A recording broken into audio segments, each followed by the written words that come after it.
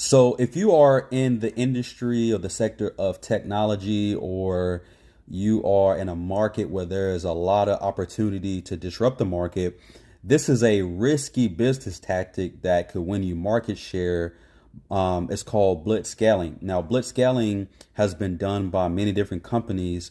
The ride sharing industry is one industry that has disrupted the taxi business, but the scale blitzing is about sacrificing the short-term profitability of the company for market share. And so when Lyft and Uber began to saturate the market to disrupt the taxi business, more and more people begin to go to ride sharing because it was a lot cheaper. So Lyft and Uber would go to these big cities, have a lot of incentives. It was subsidized heavily.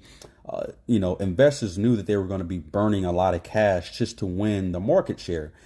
And it worked at some point where, taxis are almost obsolete in a lot of places. Ride sharing is probably the preferred method. But the issue where they messed up is that they didn't create a pain point to leave Uber or Lyft. And so therefore, the race to the bottom to provide the cheaper service between Uber and Lyft, they did that. It was a race to the bottom, but there was not a mechanism in place to make it painful to leave one of the services. So now that's why you have some of the subscription programs to make it more difficult to leave the service.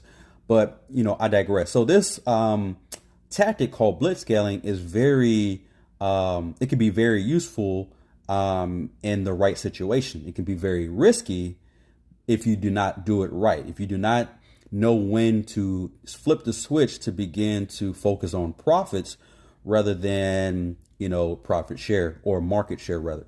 And so I thought this was very unique. You see this in the Chinese EV car market. Now, Chinese government, they're subsidizing a lot of these cars. B.I.G Seagull, for example, has cars as cheap as $9,700. Now, Trump's tariffs at 25% when he was in office still made them very affordable. But recently, Biden, back in May of 2024, put 100% tariff. So he went 3 times as much on the tariffs that Trump did. And at 100%, you could still buy a BYD Seagull EV car in the United States for under 20 grand.